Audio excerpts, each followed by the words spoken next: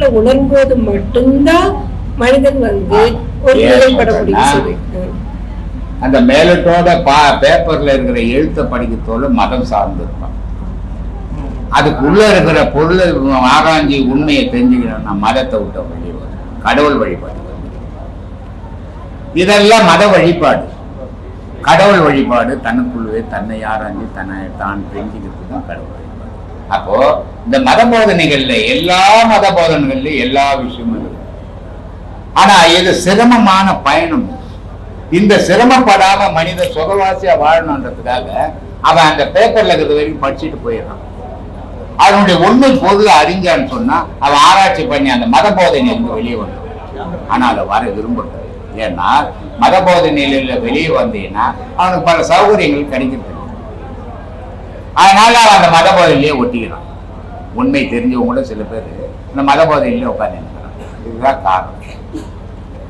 ஐயா, கொஞ்ச நேரத்துக்கு முன்னாடி சொன்னீங்க இந்த சாமி ஆடுறது, பேய் ஆடுறது இதெல்லாம் மூட நம்பிக்கை, மனக்கோளாறு அப்படின்னு.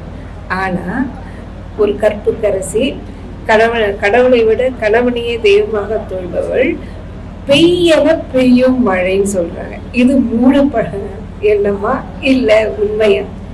இந்த பெய்யன்னா பெய்யும் மழைன்னு போட்டு ஒரு 2000 முஸ்லிம்கள் பீச்சில் சேர்ந்துக்குன்னு ஒரு பூஜை பண்ணாங்க. முன்ன வறுமை வந்தது, மழை தண்ணீர். அப்போ மழை வரல. கிறிஸ்டினுங்க ஒரு 2000 பேர் சேர்ந்துக்குன்னு அவங்க வழிபாடு நடத்தினாங்க. அப்பவும் மழை வரல. இந்த பங்காரடிகள் குரூப்புக்குது அவங்க ஒரு பூஜை பண்ணாங்க. அப்பவும் மழை வரல. ஆனா இத்தனை 1000 பேர் பூஜைகள் பண்ணியும் மழை வரல. ஆனா தனியா ஒரு கேள்வி பெய்யுன்னா பெய்யுது இல்லையா? இதுக்கு காரணம் என்னன்னு நம்ம யோசிக்கணும். காரணம் தெரிஞ்சதுன்னா நமக்கு இந்த சந்தேகங்கள் வராது. அந்த பீச்சில் பூஜை பண்ணவெல்லாம் சுயநலவாதிகள். அவனுடைய பேரு புகழுக்காக அவன் உட்கார்ந்து இருக்கிறான். அங்க என்ன மதம் இருக்குது? கடவுளை வழிபடுறதுல மதம் என்னடா இருக்குது? கூட்டமா உட்காந்துக்கிட்டு எந்த மதமும் கிட்ட கடவுள் மழை பெய்யும். ஆனா மதத்தை வச்சுக்கணும் நீ கடவுளை மழை பெய்யணும் எப்படி பெய்யும்? அம்மாவுக்கு மதம் கிடையாது, கடவுள் உண்டு. அதனால அந்த அம்மா என்ன பண்ணாங்கன்னா எல்லா நாடும் வெடி கூட்டு போச்சு. பூமி மழை இல்லை. ஆனா ஒரு செல்வந்தம் மட்டும் இருக்கிறான். அவன் யாருக்கும் கொடுக்க மாட்டான், வச்சுக்கு நான் வஞ்சனை பண்ணிட்டு இருக்கிறான். இதுக்கு காரணம் எது? பூமி தானே இந்த வறுமையை உண்டாக்கிடுச்சு. இந்த வறுமை உண்டாந்த காரணம் மழை தானே. அதனால்தான் எல்லாரும் தண்ணி தண்ணி தண்ணி அப்படின்னு பேசுவாங்க. ஆனா திருவள்ளுவம் அமுதுன்னு அமுதுன்னு சொன்னான் மழைய, அமுதுன்னு சொன்னான் தண்ணிய. ஏன் அந்த அமுதுன்னு சொன்னான்னா இவரு சொல்லுவார் பட்டினத்தார், முதற்சங்கு அமுது விட்டோம்னு இல்லையா? அமுதுன்னா இந்த உலகத்துல எதிரானா தாய்ப்பால். அது ஒரு குழந்தை பிறந்த உடனே அந்த பாலை கொடுக்கணுமா? அந்த பாலை கொடுக்கணும் அந்த குழந்தை நோயாளி ஆயிடும். அதனால அந்த அமுதுன்ற பால். அதனால முதற்சங்கு அமுது விட்டும், இடைச்சங்கு நல் விலங்கு கூட்டும், கடைச்சங்கு அம்புட்டோ இம்புட்டோ அது ஊதும். பால் ஊத்தணுவான். கட்சியில கல்யாணத்துல பாலும் பழமும் கொடுப்பான். பிறந்த உடனே 3 வாட்டி மனுஷனுக்கு பால் ஊத்துறது உண்டுப்பா அப்படின்னாரு. அப்போ இந்த அமுதை வள்ளுவர் சொல்றான், இது அமுதுடா, வான்மழை அமுது இல்லையா? காரணம் என்ன அப்படின்னு பார்த்தா சுயநலம் மற்றவங்க, உலகத்தினுடைய பொது நலத்தையே நோக்கமா கொண்டவங்க. அதனால அவை பிராட்டி என்ன பண்ணுச்சு? இவ்வளவு வறுமையில வாடுது. இது ஏன் இந்த வறுமை வந்தது? அப்போ ஊரு மொத்தம் கெட்டவனா இருக்கிறான். இந்த கெட்டவனால இயற்கை அவனை வஞ்சனை பண்ணுது இல்லையா? அதனால மழை வரல, பூமி எல்லாம் வெடிச்சு போச்சு, விவசாயம் இல்லை, ஆகாரம் இல்லை. ஆனா அவையினுடைய கேள்வி என்ன? இது ஊரு கெட்டவன், எல்லாரும் கெட்டவன். ஆனா ஒரு நல்லவன் இருக்க மாட்டானா இங்க? அந்த ஒரு நல்லவனுக்காக பெய் இல்ல, எனக்காக பெய் என்ன சொல்லிச்சு? இவங்க எல்லாம் போய் பூஜை பண்ணுவாங்க, எங்கள் மதத்துக்காக பெய்யினாங்க. இதான் வித்தியாசம். அப்போ எதுக்காக பெய்ன்னு சொல்ல, ஒரு நல்லவனுக்காக பெய். இது ஒரே ஒரு நல்லவன் இருக்க மாட்டான், 1000 பேர் ஒத்த நல்லவன் இருக்க மாட்டானா? அந்த ஒருவனுக்காக பெய்யணும்னு கொட்டி தீர்த்துச்சு. இது மந்திரமோ தந்திரமோ இல்ல, மனமற்ற நிலையில இறைவனுக்கு ஆணையிட்டமா இறைவன் செய்வான். ஆனா மனமுடையவர் இறைவனுக்கு ஆணையிடவே முடியாதுமா. இதான் வித்தியாசம். அவ்வைக்கு மனம் கிடையாது, ஆன்மா இருக்கு, செயல் இருக்கு. அதனாலதான் பெரிய பெரிய போர்க்களம் கொண்ட மன்னர்கள் ஒத்தனோட ஒத்த எதிர்த்து நின்று வெட்டி கூறு போட்டவங்க கூட இந்த ஒரே ஒரு கேள்வி, தடிக்கொம்பு வச்ச கேள்விக்கு அழுந்து கூட்டம். பாரியினுடைய பெண்களுக்கு திருமணம் ஆக்க முடியாம மூவேந்தர்களும் செய்து பெரும் கொடுமை பண்ணிட்டானுங்க பாரிய பொண்ணு. அந்த பாரியினுடைய பசங்க காட்டுல வேடுகு விட்டு பழகிடுங்க இல்ல. அப்போ அந்த அவை கூட்டும் போய் அந்த 2 இளம் பெண்களுக்கு கல்யாணம் பண்ணி வைக்கிறது. அந்த மூவேந்தர்களால எதிர்க்க முடியல, ஒரு மன்னனால எதிர்க்க சின்ன சின்ன நாட்டுல அழிச்சுடுவானுங்க. அப்படிப்பட்ட பேரரசனுங்க 3 பேருமே, சோழ சேர பாண்டியன்.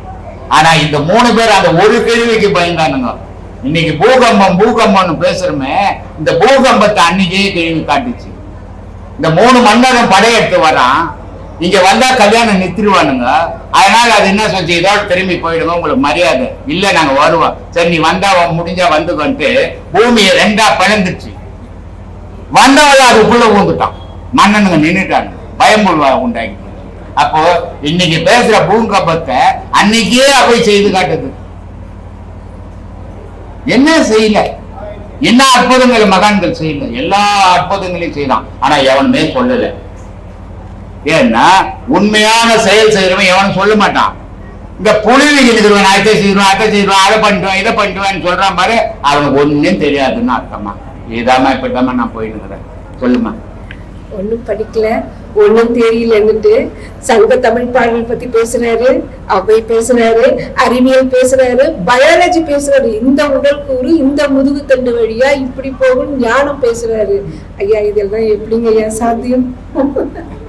எல்லாம் இறைவன் செயலும். என்னுடைய வாழ்வு, நான் வாழும் காலம், வாழ்ந்த காலம் எல்லாமே அவன் அருளாலே வாழ்ந்துன்னு தவிர என்னால இல்லம்மா. இதுதான் உண்மையான விஷயம்.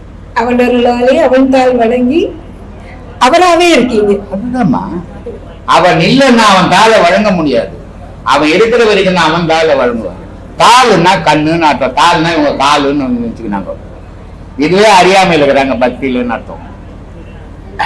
திருவடி வணங்கி, திருவடினா 3 கால், அது சாமிக்க 2 கால் தானே இருக்கும்.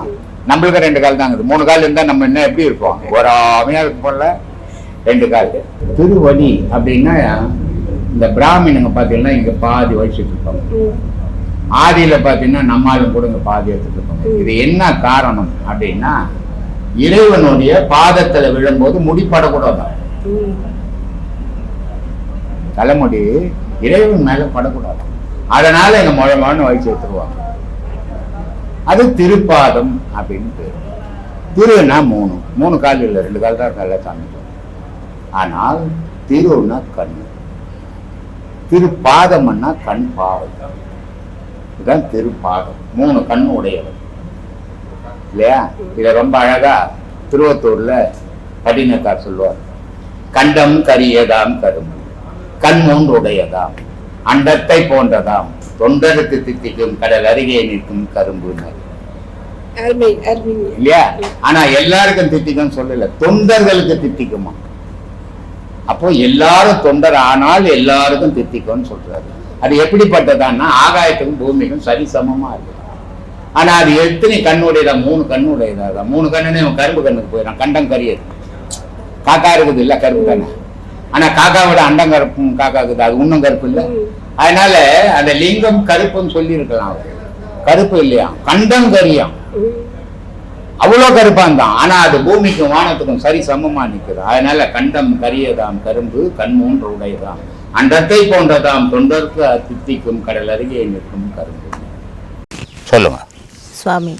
இன்னைய காலகட்டத்துல நமக்கு ரொம்ப ரொம்ப அவசியமா தேவைப்படுறது நிம்மதி.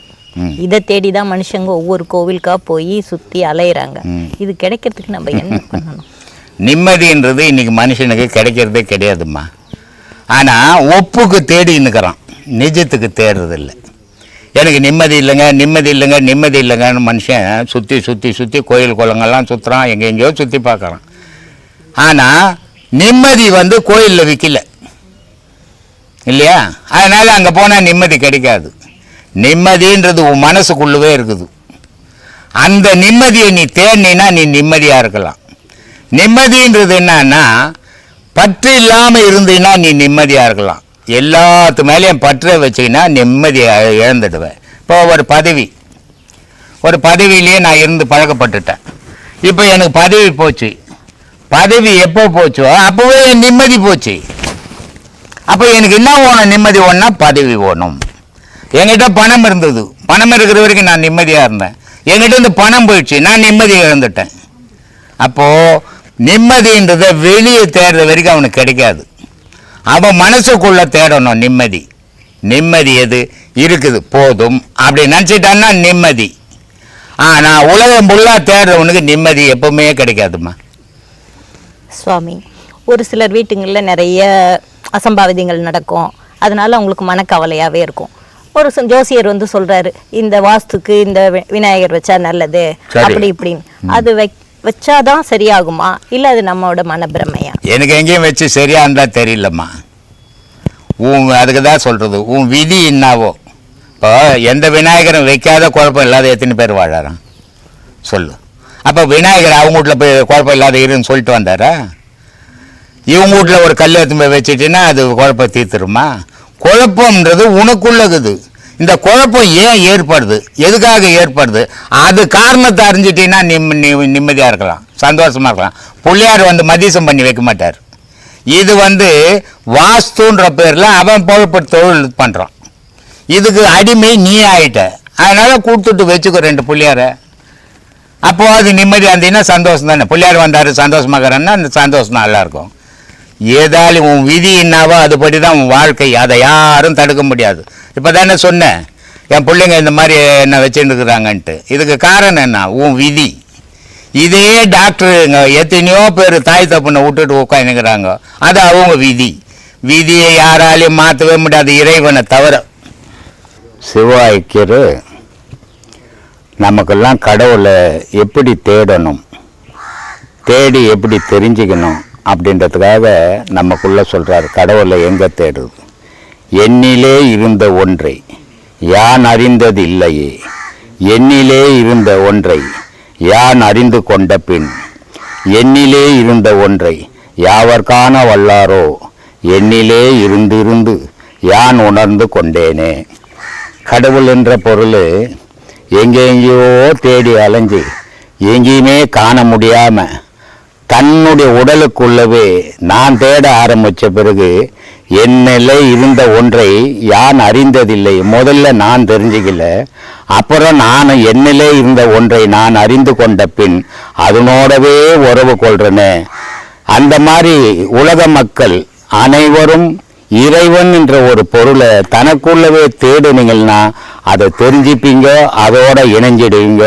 அதுவே முக்தி மோட்சம் இதுக்கு வழிவகுக்கும் சொல்றார். அடுத்தது, நினைப்பதொன்று கண்டிலேன் நீ அல்லாது வேறில்லை, நினைப்புமாய் மறப்புமாய் நின்ற மாயை மாயையே, அனைத்துமாய் அகண்டமாய் அனாதிமுன் அனாதியாய், எனக்குள் நீ உனக்குள் நான் இருக்குமாறு எங்கனே.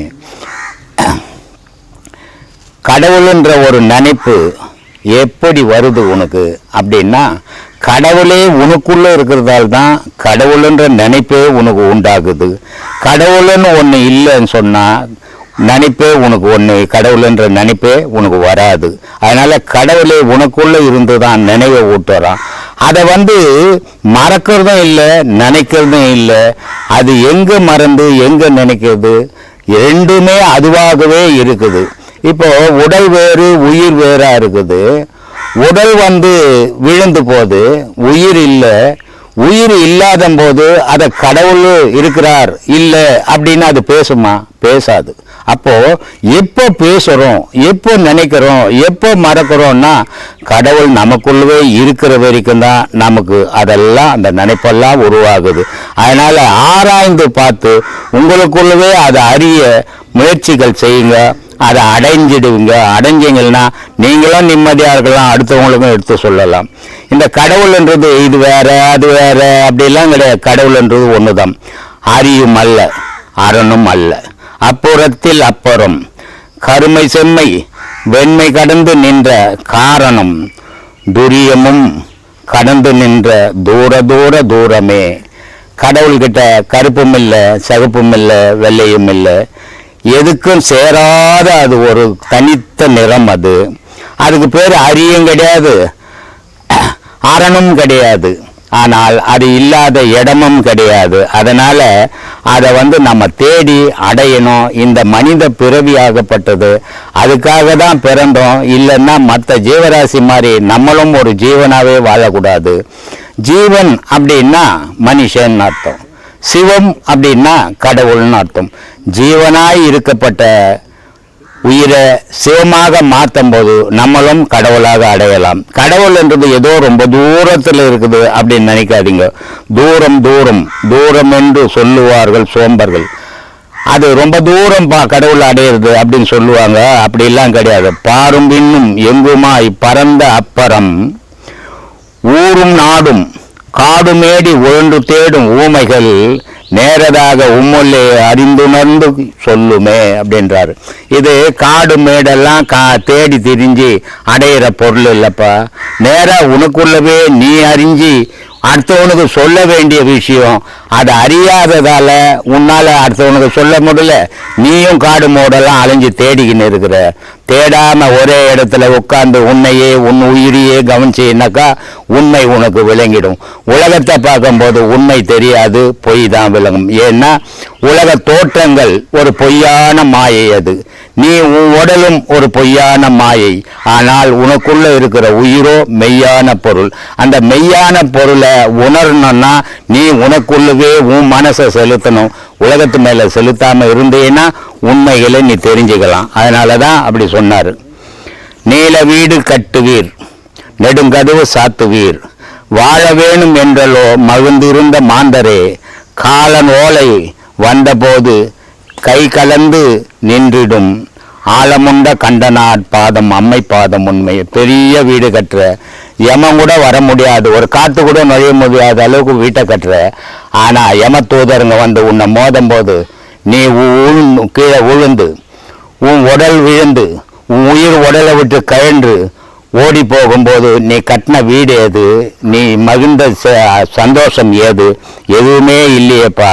அதுக்குள்ள அந்த காலன் மோதத்துக்கு முன்ன அந்த ஆலமுண்ட கண்டனார் அறிஞ்சிட்டீன்னாக்கா உனக்கு உண்மையே உணர்ந்துடுவியப்பா நீ அப்படின்றார். அதனால ஒவ்வொரு ஞானிகளும் நமக்காகவே சொல்லி இருக்கிறாங்க. நெருப்பை மூட்டி நெய்யை விட்டு நித்தம் நித்தம் நீரிலே விருப்பமோடு நீர் குளிக்கும் வேத வாக்கியம் கேளுமேன். நெருப்பும் நீரும் உம்முளே நினைத்து கூற வல்லாரேல் சுருக்கமற்ற ஜோதியை தொடர்ந்து கூடல் ஆகுமே. காட்டில் குளத்தில் போய் குளிச்சுட்டு ஒரு யாகத்தை வளர்த்தி போறதால நீ கடவுளை அடைய முடியாதுப்பா. அந்த நீரும் நெருப்பும் உனக்குள்ளவே இருக்குது. நீ ஆராய்ந்து பார்த்தீங்கன்னா சுருக்கமற்ற சோதி உனக்குள்ளவே அந்த கடவுள் என்ற சோதி தோன்றுமே, அதை நீ பார்க்கலாமே அப்படின்றாரு. இத மாதிரி பல மகான்கள் பல விஷயங்களை நமக்கு சொல்லிட்டு போயிருக்கிறாங்க. அதெல்லாம் நம்ம உணராம எதையோ தேடிக்கின்னு உண்மை தெரியாம தேடி அலையறதால நம்மளும் கெட்டு அடுத்தவனையும் கெடுக்கிறோம். அதனால சொல்றாரு, இந்த உலகத்தை பார்த்து வாழும்போது எப்படிடா நீ வாழுவ அப்படின்னு. ஆடு காட்டி வேங்கையை அகப்படும் ஆறு போல் மாடு காட்டி என்னை நீ மதிமயக்கல் ஆகுமோன்றாரு. காட்டில் ஒரு வேங்கையை பிடிக்கணும்னா ஒரு கூண்டு அடிக்கணும். அந்த கூண்டுக்குள்ள ஒரு ஆட்டுக்குட்டியை விடணும்.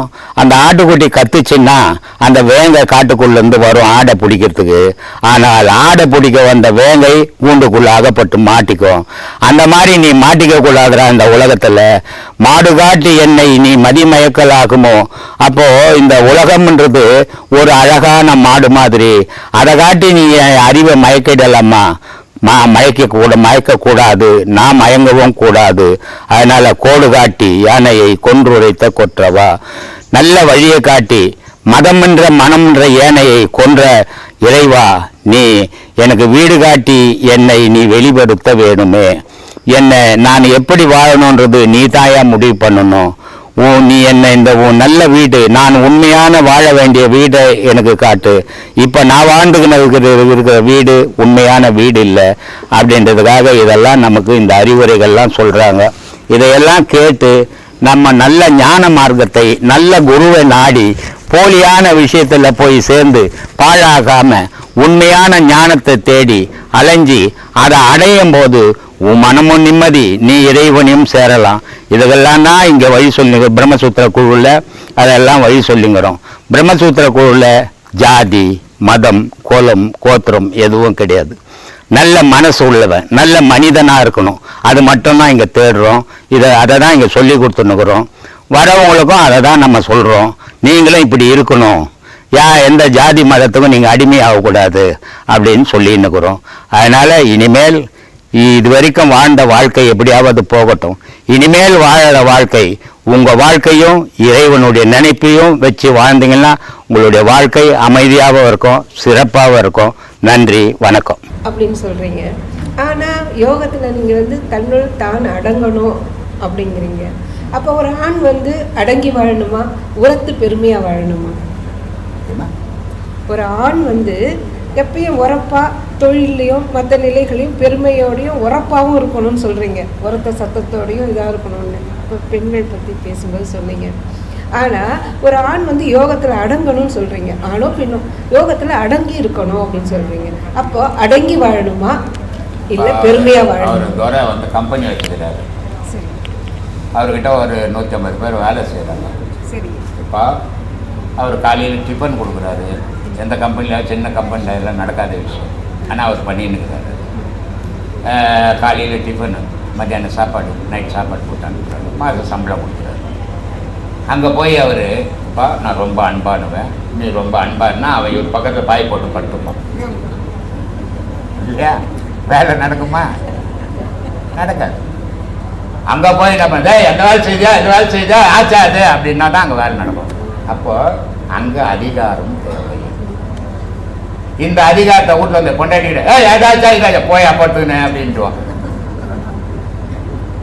இல்லை? அப்போ எந்த இடத்துல நம்ம நிற்கிறோமோ அந்த இடத்துக்கு ஏற்ற மாதிரி உன்னை நீ மாற்றிக்கணும். அதனால தான் நான் சொல்லுவேன், அடிக்கடி சொல்கிற விஷயம், கடவுள்கிட்ட போனால் ஒரு நல்ல பக்தனாயிடும், தாய் தாப்பங்கிட்ட போனால் ஒரு நல்ல பிள்ளையாயிடும், ஒரு மனைவி கிட்ட போன கணவன்கிட்ட போனீங்கன்னா நல்ல மனைவியாகவும் கணவனாகும், ஒரு குரு கிட்ட வந்தால் நல்ல சீடனாயிடும் இல்லையா? அப்படி எங்கே இருக்கிறியோ அங்கே அதுவாக ஆணைன்னா உனக்கு பிரச்சனையே கிடையாது. ஆனால் எல்லா இடத்துலையும் என்னுடைய ஆணவத்தை காட்டினேன்னா அழிவு உண்டாக்கிடும். அதே நேரத்தில் எங்கேயுமே நான் ஒன்றுமே பண்ண மாட்டேன், நான் கம்முன்னு படுத்துறப்பேன்னா வேலை செய்யலாம் படுத்துப்பான், 10 பைசாவோடு போனேன் அவர். அதனால் இடத்துக்கு ஏற்ற மாதிரி ஒரு மனிதன் வாழறது தான் வாழ்க்கை உலக விஷயத்தில். ஆனால் கடவுள் விஷயத்தில் அமைதி மட்டும்தான் இருக்கணும். அங்கே வந்து ஆணவமோ அகங்காரமோ தலை தூக்குச்சுன்னா ஆண்டவனுக்கும் உனக்கும் தொடர்பார்ந்து போயிடும். ஆண்டவன்கிட்ட அமைதி மட்டும்தான் இருக்கணும், அன்பு மட்டும்தான் இருக்கணும். அதை தான் விரும்புகிறான் ஆண்டவன். அதனால் அங்கே நான் கம்பெனியில் அதிகாரம் பண்ணுற மாதிரி கடவுள்கிட்ட போய் அதிகாரம் பண்ணினா கண்டமாயிடும். அதனால் எல்லா இடத்துலையும் ஒரே மாதிரி.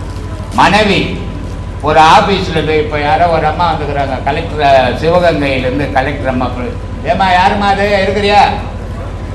இந்தம்மா சிவகங்கையிலேருந்து வந்துக்கிறாங்க. என்ன போஸ்டிங்கில்மா இருக்கிறீங்க? ஸ்டெனோவாக இருக்கிறாங்க, கலெக்டர் ஆஃபீஸில் வேலை செய்கிற ஸ்டெனோவாக இருக்கிறாங்க. இப்போ அந்த கலெக்டர் ஆஃபீஸில் எத்தனை பேரை இவங்க மேய்க்கணும் இல்லை? மேய்க்காமல் இல்லைம்மா நான் அன்பாக இருக்கிறேன் அப்படின்னு இவங்க உட்காந்தாங்கன்னா ஒரு பயில் கூட போகுமா? அப்போது அங்கே அதிகாரம் பண்ணணும், பயில் போகணுன்னா. அதே அதிகாரத்தை வீட்டில் இருந்தால் பிடிச்ச யோ வேலைக்கு போனியா இதை எத்தனை வந்தியான்னா 2 அரை விழும் இல்லை? அப்போது எங்கே அன்பை காட்டணுமோ அங்கே அன்பை காட்டணும், எங்கே அதிகாரத்தை காட்டணுமோ அங்கே அதிகாரம். அதுதான் பதவி இல்லையா? அப்படி வாழ்ந்தால் யாருக்கும் அதை மாறி நான் இப்படி தான் வாழ்வேன்னு வாழ்ந்தால் அவனுக்கு போய் நம்ம சொல்லுவ முடியும், அவன் அப்படி தான் பிறந்தான் அதுக்குன்னு நினச்சி. ரொம்ப ரொம்ப அழகாக சொல்கிறார், ஒரு மனிதன் தர்மம் பண்ண, அப்படி தர்மம் பண்ணாது இந்த பூமியில் வாழறது தப்புடா. அதனால சொல்கிறான், காற்று கருவேப்பை பூத்தால் என்ன, காற்று கருவேப்பில் பூத்து என்னதான் மனமாக இருந்தாலும் குழம்புல போட முடியுமா? உதவாது தானே. காற்று கருவேப்பை பூத்தால் என்ன, கடல் நீர் பெருத்தால் என்ன, கடல் தண்ணி எவ்வளோ போஇருந்தாலும் குடிச்சிட்டு வா போகிற, குடிக்க போகிறதில்லை, அது கடல் உப்பாக தான் இருக்கும். அது எவ்வளோ பெருத்தாலும் பயன் இல்லை. அதனால காட்டு கருவேப்பை பூத்தால் என்ன, கடல் நீர் பெருத்தால் என்ன, நாய்ப்பால் சுரந்தால் என்னன்னா லிட்டர் கணக்கில் சொந்த விட நான் காப்பி போட்டு குடிக்க போகிறேன், ஒன்றும் யூஸ் ஆகாது. அப்போது எட்டி பழுத்தால் என்ன, சப்போட்டா பழம் மாதிரி எட்டி பழங்குது, ரொம்ப அழகாக இருக்கும் மேலே சப்போட்டா பழத்தை விட. ஆனால் சாப்பிட்டா நம்ம துபாய் போயிடுவோம் இல்லை. அதனால சொல்கிறான், காட்டு கருவேப்பை பூத்தால் என்ன, கடல் நீர் பெருத்தால் என்ன, நாய்ப்பால் சுரந்தால் என்ன, எட்டி பழுத்தால் என்ன, ஈயாதவன் வாழ்ந்தால் என்னட்டான் இல்லையா. அப்போ ஏன் சொல்றேன்னா, ஒரு தாய் பிள்ளைக்கு கொடுத்து பழகிறான், ஒரு கணவன் மனைவிக்கு கொடுத்து பழகிறான் இல்லை. இந்த உறவு முறைகள் இருக்குது எந்த ஜீவராசிக்கும் கிடையாது, மனிதனுக்கு மட்டும்தான். அதே மாதிரி ஒரு குருவுக்கு கொடுத்து பழகணும், இறைவனுக்கு கொடுத்து பழகணும். ஏன்னா உன் மனம் பக்குவப்படும், இல்லைன்னா மனம் ஒட்டுத்தனமாகவே இருக்கும். அதை எளிமையாக ஆக்கணும். அதுக்கு இந்த தர்மங்கள் தேவைடான். ஏன்னா எல்லா மனிதனும் எவனுமே உத்தமன் கிடையாது உலகத்தில். எல்லாரும் ஒரு பாவத்தை பண்ணியிருப்போம். அந்த பாவத்தை எதால் அழிக்க முடியும், எங்க அழிக்க முடியும்? நான் பாவம் பண்ணிட்டேன், கடவுள்கிட்ட போய் பாவம் பண்ணி கேட்ட பைத்தியக்காரனா கடவுள்? நீ பண்ற பாவத்தெல்லாம் அண்டாளி எடுத்துன்னு தெரியறதுக்கு, உலகத்தை பற்றி தெரியாது. எவ்வளவு புத்திசாலி நீ! இன்னைக்கு போது நாளைக்கு சாவ போறவனுக்கு உனக்கு இவ்வளவு அறிவுது. கடவுள் உன் பாவத்தை ஏற்று பண்ணா? எந்த ஒரு மனிதனுக்கும், நான் எல்லாருக்குமே சொல்றேன், உலகத்துக்கே சொல்றேன், எந்த மனிதனும் அவாவன் செய்த பாவத்தை அவாவனே தீக்கணும். எந்த பாவத்தை எந்த உலகத்துல செய்தியோ அந்த பாவத்துக்கு பரிகாரம் பூமியில செய்துட்டு போகணும். உலகத்துல இறைவன்கிட்ட இருந்து நீ வரும்போது எப்படி வந்தையோ அப்படி போனீன்னா இறைவன் தனக்குள்ள இணைப்பான், இல்லைன்னா வெளியே தள்ளிடுவாங்க. இதமா உலகம் ரகசியம். சொல்லுமா சொல்லுமா ஐயா.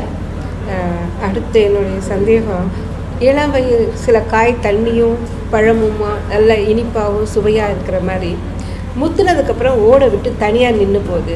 அது மாதிரி இந்த ஞானம்ங்கிறது கடைசியாக மனிதனின் முற்றிய பக்குவப்பட்ட நிலையா, இல்லை ஒரு மனிதன் அடைய வேண்டிய கட்டாயமான ஒரு பழக்கமா? இந்த இவ்வளோ ஜனம் வந்துடுது, இதே மாதிரி நேற்று இவ்வளோ கூட்டம் வந்தது. ஏன்னா அதனால தான் இந்த மாதம் 2 நாளாக வச்சோம்.